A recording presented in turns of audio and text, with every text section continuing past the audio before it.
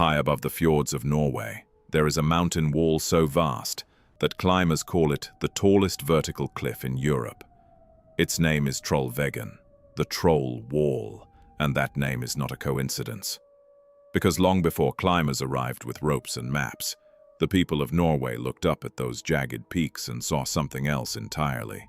They saw faces, frozen giants, creatures caught by the sunrise and turned to stone, standing in silence for eternity. For over 1,000 years, Norwegians have shared their land with beings that do not appear on any map. Giants that sleep inside mountains, a creature beneath the waves so large that sailors mistook it for an island. The restless dead who guard their treasure inside burial mounds. A spirit that plays the violin from the bottom of dark lakes. And a woman of impossible beauty, hiding a secret behind her back. These are not characters invented for entertainment. They are legends that shaped how real people lived, traveled, fished, and survived in one of the harshest landscapes on Earth. Tonight, we walk into the mountains, the forests, and the cold black waters of Norway. And we begin with the oldest of them all, the troll. Ask anyone in Norway about trolls and they will point to the landscape itself. Trolltunga, the troll's tongue, a rock jutting out over a lake 700 meters below. Trollstigen, the troll's ladder, a mountain road twisting through cliffs where mist never seems to leave. Trollheimen, the home of the trolls, an entire mountain range. In Norway, the trolls are written into the geography. The land remembers them. The roots of the troll reach back to the Old Norse world, to the time of the Vikings. In the ancient poems and stories of Norse mythology, there existed the Jotnar, the giants who lived beyond the borders of the human world, in mountains and wild places where no farm could survive. They were forces of chaos and nature, older than the gods themselves. When Christianity arrived in Scandinavia and the old gods slowly faded, the giants did not disappear. They changed. They shrank into folklore, moved deeper into the mountains, and became the trolls that Norwegian farmers and travelers would whisper about for the next 1,000 years. According to Norwegian folk tradition, trolls were creatures of the night and the deep wilderness. Ancient stories describe them as massive beings, slow and heavy, with skin like weathered rock, noses long and crooked, and sometimes moss or even small trees growing on their heads and shoulders. Some tales speak of trolls with several heads. Others describe mountain trolls so large that valleys formed where they walked. They lived inside the mountains themselves, in halls of stone filled with silver and gold. Because in the old stories, trolls were often rich, hoarding treasure in the darkness. But every troll, no matter how strong, shared one fatal weakness: sunlight. The old tales are very clear on this point. A troll, caught outside when the sun rose, would crack, harden, and turn to stone where it stood. This single detail shaped the way Norwegians explained their entire landscape. A strangely shaped boulder standing alone in a field. A rock formation on a ridge that looked, from a distance, like a hunched figure. These were not just stones. They were trolls who had wandered too far from their caves and met the morning. The most famous collectors of these stories were Peter Christen Asbjørnsen and Jørgen Moe, two friends who traveled across Norway in the 1840s, gathering folk tales directly from farmers, fishermen, and storytellers in remote valleys. Their collection, Norske Folkeeventyr, the Norwegian folk tales, preserved the trolls exactly as ordinary people described them. And in those pages, one detail appears again and again. Trolls could smell a human long before they could see one. In several tales, a troll enters its hall, stops, sniffs the air, and growls that it smells the blood of a Christian man. It is one of the oldest and most repeated lines in Norwegian storytelling. Yet the trolls of tradition were not simply monsters, they were neighbors. Dangerous, unpredictable neighbors, but neighbors all the same. Folklorists suggest that trolls represented everything outside the safety of the farm: the mountain, the storm, the dark forest, the wilderness that could kill you if you did not respect it. Some trolls in the old tales are cruel, kidnapping people, or hurling boulders at churches, because according to legend, trolls hated the sound of church bells more than anything else in the world. But other trolls simply wanted to be left alone, deep in their stone halls, far from the noise of human beings. Among all the troll stories collected across Norway, one legend stands taller than the rest, literally. It is the story of the mountain range called Trolltindane, the Troll Peaks, and the wedding that never ended. According to the old tale from the Romsdalen Valley, there was once a troll wedding procession traveling through the mountains at night. The bride, the groom, the guests, the musicians, an entire caravan of giants moving between the peaks, celebrating as they went. Trolls, the stories say, loved feasts and gatherings, but they were also careless with time. The celebration stretched on too long. The procession moved too slowly.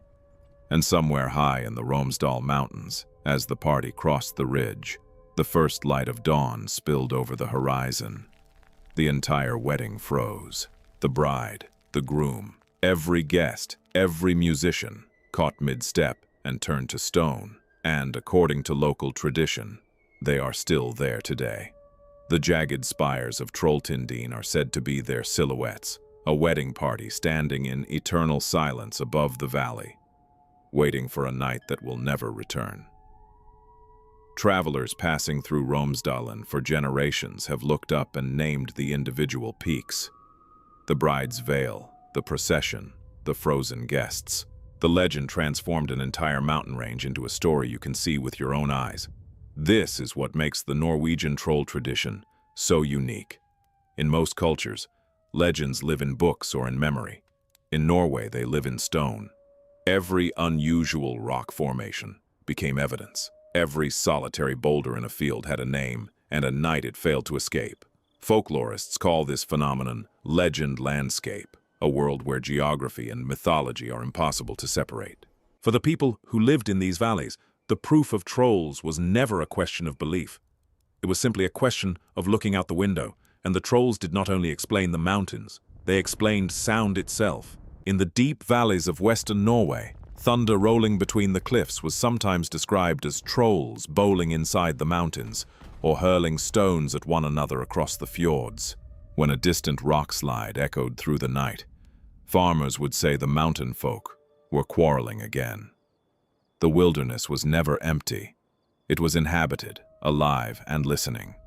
There is one more detail from the old stories that deserves attention, because it reveals something surprising about how Norwegians truly saw these creatures. In many folk tales, trolls could be tricked. Despite their size and strength, they were slow thinkers, and the old stories are filled with clever farm boys who outwitted them. One of the most beloved tales collected by Asbjørnsen and Moe tells of a young boy named Askeladden, the Ash Lad, the youngest and most underestimated of three brothers, who challenged a great troll to an eating contest. The boy secretly tucked a leather bag under his shirt and poured his porridge into it, spoonful after spoonful, while the troll ate everything for real. When the troll groaned that he could not swallow another bite, the boy calmly cut the bag open and said he had made room by cutting a hole in his own stomach. The troll, desperate not to lose, took his knife and did the same. And that was the end of the troll. Stories like this one carried a quiet message through the centuries. The wilderness is powerful, but the human mind is sharper. Strength loses to cleverness. The smallest, most overlooked person in the family can defeat a giant. For farming families surviving brutal winters at the edge of the mountains, that message was not just entertainment. It was hope, passed from parent to child beside the fire. By the time the troll reached the modern world, it had become the unofficial symbol of Norway itself. Henrik Ibsen placed trolls at the heart of Peer Gynt in 1867, and Edvard Grieg gave them a sound the entire world now recognizes: In the Hall of the Mountain King. A melody that begins as a whisper and builds into thundering chaos, exactly like a troll hall awakening in the dark. Today, troll figurines guard the doorways of Norwegian souvenir shops. Road signs warn drivers of troll crossings. And Trollstigen remains one of the most visited roads in the country. The giants, who once terrified travelers, now welcome them. But the troll was a creature of the land, and Norway is a nation that has always lived with its face turned toward the sea. Beyond the fjords, beyond the islands, out where the water turns black and bottomless, the fishermen of the northern coast spoke of something far older and far larger than any mountain giant.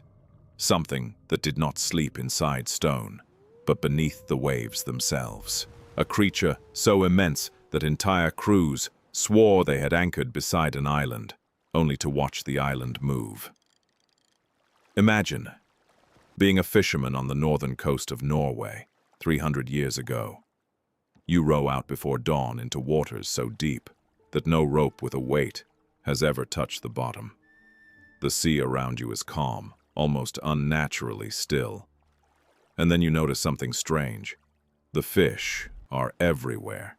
Cod and haddock in numbers you have never seen, crowding toward the surface as if something far below were pushing them upward. For the old fishermen of Nordland, this was not luck. This was a warning. It meant you were fishing directly above the kraken. According to Norwegian coastal tradition, the abundance of fish was the creature's strange gift. The waters above the kraken were famously rich, and fishermen who dared to work there could fill their boats in a single morning. There was even a saying preserved in the old accounts. A man with an unusually good catch was said to have been fishing over the kraken. But the reward came with a rule that every sailor knew by heart. Watch the depth. The old stories say the fishermen would drop their sounding lines again and again, and if the sea floor seemed to be rising toward them, if 80 fathoms suddenly became 50, then the bottom was not the bottom at all. It was the creature, slowly ascending. And it was time to row. Not in panic, but fast and in silence, because the old accounts described the survivors waiting at a distance, watching the place they had just abandoned, as something vast broke the surface behind them. What they described was almost impossible to believe. Not a sea serpent, not a whale. Something flat and immense, spreading across the water like a living island, 1.5 miles in circumference, according to some accounts. Though the old writers admitted, no one could ever measure it. Dark ridges rose from the surface like the hills of a small skerry.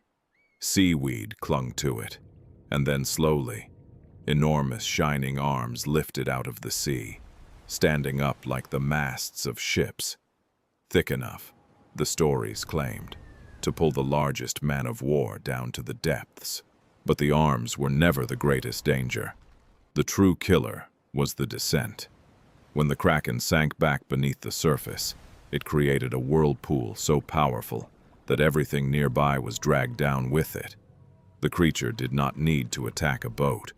It simply needed to leave. For generations, these stories lived only in the mouths of fishermen, passed between harbors and trading posts along the endless Norwegian coast. Sailors' tales, easy to dismiss, until the man who wrote them down was not a sailor at all, but a bishop. His name was Erik Pontoppidan, Bishop of Bergen, one of the most educated men in 18th century Norway. In 1752, he published a monumental work called The Natural History of Norway, a serious scientific survey of the kingdom's mountains, weather, animals, and fish. And there, among the chapters on cod, eagles, and sea currents, the bishop dedicated page after page to the kraken, which he called, without hesitation, the largest and most surprising of all the animal creation. Pontoppidan did not invent the creature. He collected testimony. He interviewed fishermen and sea captains, compared their accounts, and noted, with the confidence of a careful scholar, that their descriptions agreed with one another so consistently that he considered the creature's existence beyond reasonable doubt.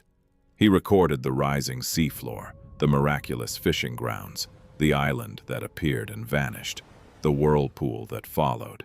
He even repeated the belief that there were only two krakens in all the world's oceans, ancient beings that would live until the end of time itself. To the modern ear, it sounds like pure fantasy, but here is the detail that changes everything. The bishop and his fishermen were almost certainly describing something real. Deep in the same cold Atlantic waters, there lives an animal that science would not officially confirm until more than a century later. Architeuthis ducks, the giant squid, a creature with eyes the size of dinner plates, the largest eyes in the animal kingdom, and a body that can stretch, tentacles included, to over 12 meters long. For centuries it existed only in glimpses. A massive carcass, washed onto a beach, a tangle of enormous arms hauled up by a trawler. Sucker scars the size of saucers found on the skin of sperm whales. In 1857, the Danish zoologist Japetus Steenstrup finally gave the animal its scientific name, using pieces of a specimen that had stranded on a northern shore. The legend and the laboratory had finally met, and when Steenstrup presented his findings, he pointed directly at the old Norwegian accounts, at centuries of kraken stories, as early records of the very same animal. Even the creature's strangest habit, the miraculous fishing grounds, may hold a grain of truth. Marine biologists note that giant squid live in deep waters rich with fish, and that a feeding squid or a whale hunting one can drive entire schools toward the surface. The fishermen were not lying. They were reading the sea correctly. They simply gave the explanation, a name, a body, and a legend. By the 19th century, the kraken had escaped Norway entirely. The legend that once belonged to fishermen in wooden boats began to spread across the world, carried by literature. In 1830, the English poet Alfred Tennyson published a short poem called The Kraken, describing an ancient, dreamless creature sleeping in the abysmal depths, waiting for the end of the world to rise. Herman Melville mentioned the legend in Moby Dick, and in 1870, Jules Verne gave the creature its most famous modern form when the crew of the Nautilus battled a giant squid in 20,000 leagues under the sea. From that moment on, the kraken belonged to everyone. It surfaced in Hollywood films, in video games, on the labels of rum bottles, and in the roar of a certain hockey team in Seattle. Very few of the millions who know its name today realize that the story began in the cold northern waters of Norway, with fishermen quietly counting the fathoms beneath their boats. And perhaps that is the most fascinating part of the kraken's journey. Of all the creatures in this story, it is the one the modern world came closest to proving real. The giant squid exists. It was filmed alive in its natural habitat, for the first time only in 2012, less than a generation ago, gliding through the darkness, nearly a kilometer below the surface. After centuries of legend, humanity finally looked the kraken in the eye, and the eye looked back. By the way, this is exactly the kind of story we search for here on Forgotten Myths, the moment where legend and reality touch. If you are enjoying this journey through the myths of Norway, take 1 second to subscribe to the channel. The mountains, forests, and oceans of this world are full of forgotten stories, and we still have many dark waters left to explore together. Because the sea was not the only place where Norwegians feared what might rise. There was another kind of rising, quieter, closer to home. Not from the depths of the ocean, but from beneath the earth itself, from the burial mounds. Across the Norwegian landscape, scattered between farms and fjords, stand thousands of ancient grave mounds, some dating back to the Viking Age and far earlier. Grass-covered hills of earth and stone, raised over the resting places of chieftains, warriors, and wealthy farmers, often buried with their weapons, their silver, and sometimes even their ships. To the people who lived beside these mounds for generations, they were not simply monuments of the past. They were doors, and according to the old beliefs, not everyone behind those doors stayed asleep.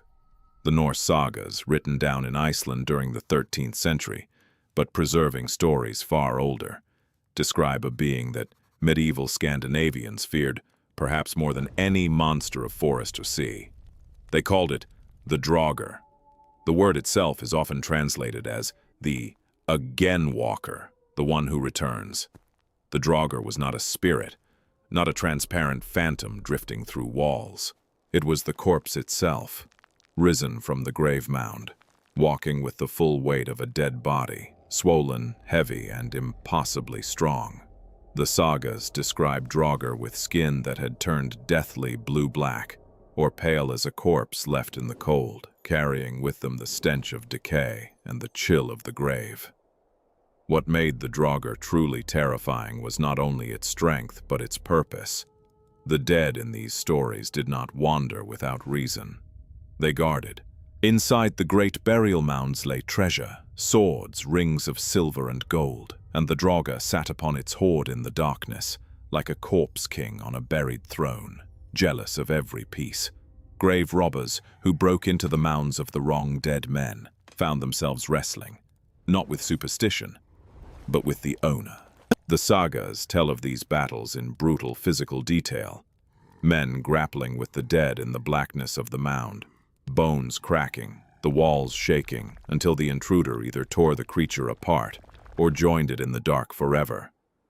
But the Draugr was not confined to its mound. That was the deepest layer of the fear.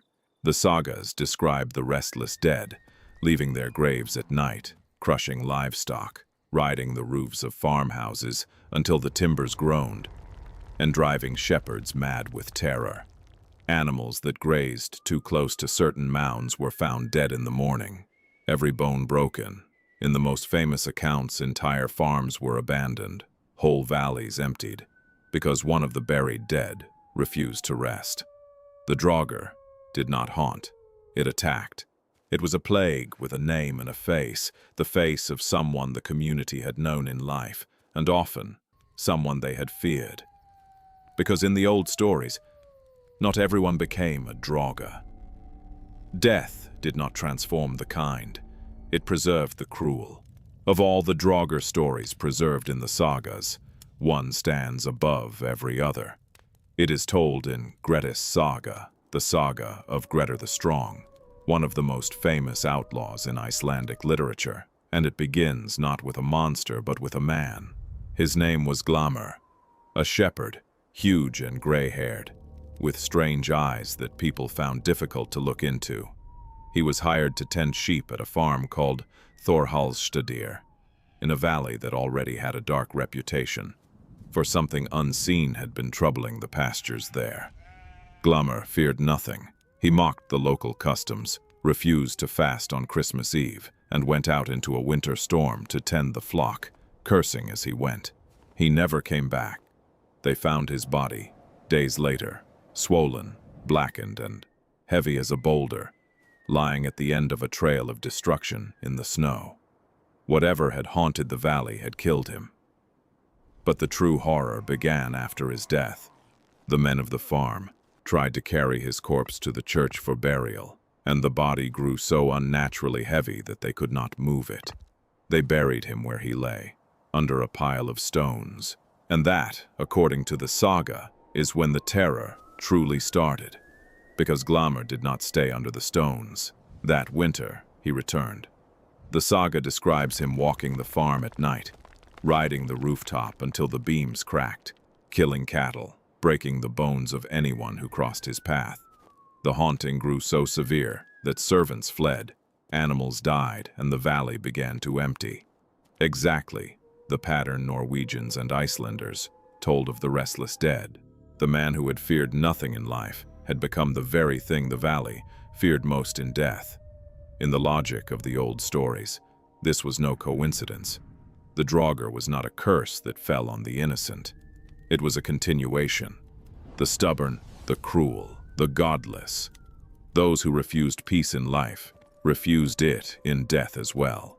Then came Grettir, young, immensely strong, and already famous for fearing neither man nor beast. He heard of the haunting and rode to the farm, determined to face the creature. The saga's account of that night remains one of the most vivid scenes in all of medieval literature. Grettir lay in the darkened hall, wrapped in a cloak, waiting. Late in the night, the roof groaned under an enormous weight. Then the door burst open, and Glamur forced his way inside. his head scraping the rafters, his dead eyes searching the hall. What followed was not a sword fight. It was a wrestling match with a corpse, so violent that the benches were ripped from the walls and the doorframe exploded outward as the two crashed through it into the open night. And there, lying on his back in the snow, pinned beneath the dead man, Grettir made the mistake of looking up. The clouds parted, moonlight fell across Glamour's face, and the saga says that this single sight, the eyes of the Draugr in the moonlight, was the only thing in Grettir's entire life that ever truly frightened him. In that moment, Glamour spoke. He laid a curse on the hero, that Grettir's great strength would from that day forward bring him only misfortune, that every deed would turn against him, and that he would see those eyes in the darkness for the rest of his life and be afraid to be alone. Grettir cut off the creature's head and laid it against its thigh, the ritual the sagas prescribe for ending a Draugr. The body was burned to cold ashes, the ashes buried in a place far from men and animals. The haunting of the valley was over, but the curse was not. The saga follows Grettir for the rest of his days, and everything Glamour promised comes true. The strongest man in Iceland becomes an outlaw, hunted and betrayed, and the hero who feared nothing can no longer bear the dark. Alone in the wilderness, he sees the eyes everywhere. Norwegians and Icelanders passing this story down through the centuries understood exactly what it meant. You can destroy the monster. You cannot always destroy what it leaves behind. What makes these accounts so fascinating today is that they were not told as fireside entertainment. The fear was real enough to shape how people buried their dead. Archaeologists and historians point to graves across Scandinavia, where the practices match the old precautions with unsettling precision. Bodies weighted down with heavy stones, corpses buried face down, remains decapitated or bound before burial. Medieval sources describe the custom of the corpse door, a special opening broken through the wall of a house, through which the dead were carried feet first and which was immediately sealed behind them. The belief was simple and chillingly practical. The dead could only return the way they had left. If that way no longer existed, the house was safe. Leave the burial mounds behind and follow one of Norway's countless rivers upstream into the forest, where the water slows and darkens into deep, silent pools. For centuries, Norwegians warned their children never to linger at the edge of water like this, not because of the current, because of what lived beneath it. They called him the Nook, the water spirit. And unlike the troll, with its slow mind and heavy fists, the Nook was dangerous in a completely different way. He was beautiful, and he was a musician. According to Norwegian folk tradition, the Nook was a male spirit who dwelled in fresh water. Rivers, waterfalls, mill ponds, and the still black lakes of the forest. The old stories describe him appearing in many forms, sometimes as a handsome young man sitting on the surface of the water, playing a violin, sometimes as an old man with dripping hair, watching from the reeds. And in one of his most feared shapes, known across Scandinavia, he appeared as a magnificent white horse, standing calmly at the water's edge. The Bekkahest, the brook horse. The horse would let children climb onto its back, one after another, its back stretching impossibly to make room for them all. And when the last child was seated, it would walk, calm and unhurried, straight into the deep. But it was the music that made the Nook a legend. The old accounts say his violin could be heard on summer evenings near waterfalls, a melody so beautiful that people forgot where they were standing. His songs could make the elderly dance, pull tears from the coldest men, and draw listeners step by step toward the water without their ever noticing their feet were moving. In some tellings, the Nook played simply because music was his nature, a lonely spirit expressing something older than words. In others, the melody was a lure, and drowning was the price of the concert. Folklorists note that this ambiguity is exactly what kept the belief alive. The Nook was not evil the way a monster is evil. He was the water itself, beautiful, mesmerizing, and utterly indifferent to whether you survived it. And here lies the practical heart of the legend. Norway is a country of rivers, fjords, waterfalls, and lakes, and for most of its history, almost no one knew how to swim. Drowning was one of the most common accidental deaths in rural Scandinavia. The Nook gave that danger a face, a voice, and a warning parents could pass to their children. Do not play by the mill pond. Do not follow music you cannot explain. Do not trust the beautiful white horse that appears where no horse should be. The legend was a fence built from story, standing guard along every waterline in the country. Yet the strangest part of the Nook tradition is not the fear. It is the bargain. According to widespread folk belief, the Nook was not only a threat. He was a teacher. The old stories say that a fiddler who wanted to master his instrument could go to a waterfall on a Thursday evening and make an offering to the spirit in the water. The accounts describe gifts of food or drink, and the payment the Nook demanded was oddly specific in many tellings. A black animal, or meat, or brandy thrown into the falls. In return, the spirit would seize the fiddler's hands and teach them, sometimes so violently that the player's fingers bled. But when it was over, that fiddler could play in a way no human teacher could ever explain. For generations, the greatest folk musicians in Norway carried this reputation like a shadow. People said, half in jest and half in earnest, that they had learned their art from the Nook himself. The legend became a compliment. It still is.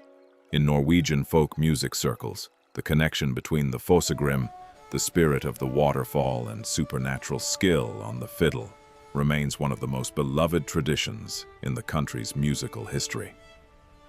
The Nook asked for respect at the water's edge, but deeper in the forest among the pines and the grazing pastures of the mountain farms, there waited a being who asked for something far more personal. She did not lure with music. She lured with a smile. Her name was whispered across the mountain farms of Norway for centuries, the Huldra. Some called her the Lady of the Forest, and of all the beings in Norwegian folklore, she may be the most unsettling, precisely because she looked the most human. According to Norwegian folk tradition, the Huldra appeared as a young woman of extraordinary beauty. Long golden hair, often described wearing the simple dress of a mountain dairymaid, the kind of woman a young herdsman might genuinely expect to meet in the high summer pastures. She would appear at the edge of the forest or near the cedar, the remote mountain farms where young people spent the summers tending cattle, far from the villages. She smiled. She spoke kindly. She seemed, in every way, perfect, and that was exactly the problem. Because the old stories insist that something was always hidden. Behind her back, beneath her skirts, the Huldra carried a tail, most often described as the tail of a cow.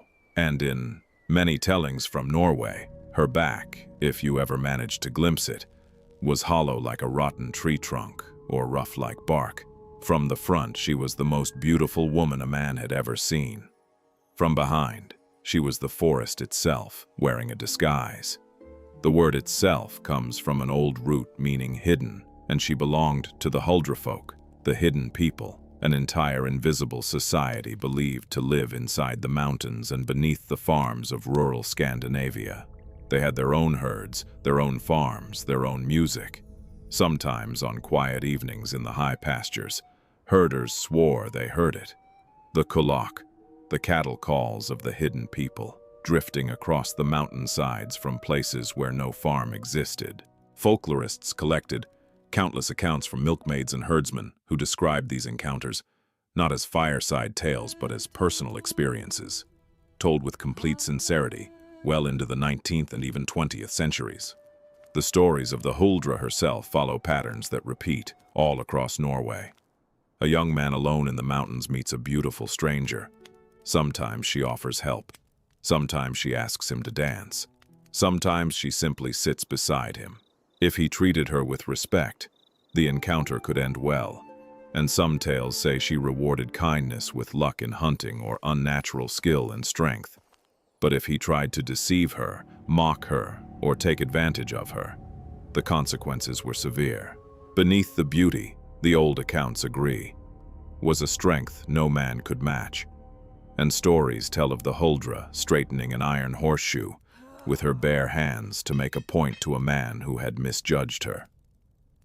And then there are the marriage stories, perhaps the strangest of all. According to widespread tradition, a Huldra could marry a human man.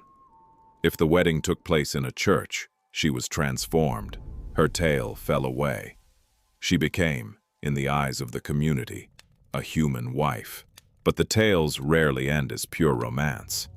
In many versions, she lost her beauty at the altar as the price of joining the human world, or kept her terrible strength as a quiet reminder of what her husband had brought into his home.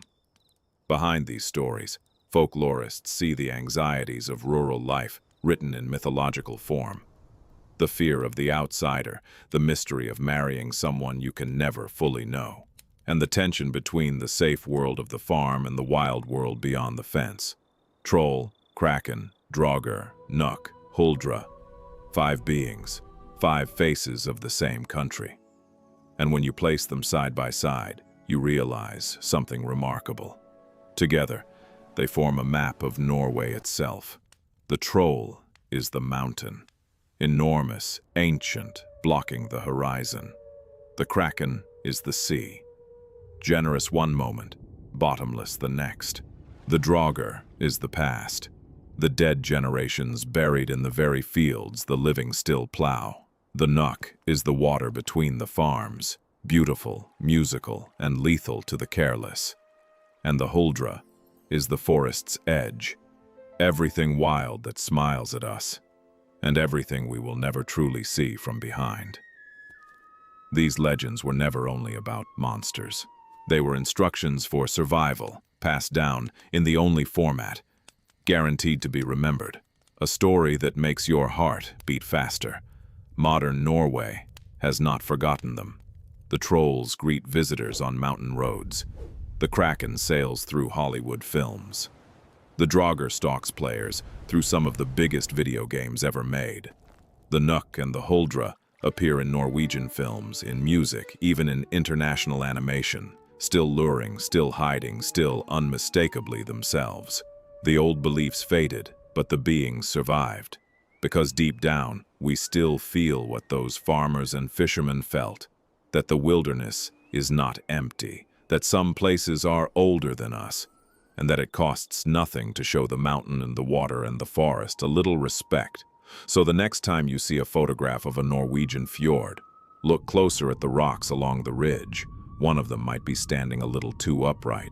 And before you go, tell us in the comments, where are you watching from and which creature from your country's folklore deserves to have its story told next? If journeys like this one speak to you, subscribe to Forgotten Myths. The mountains of Norway are silent now, but somewhere in the dark, a violin is still playing.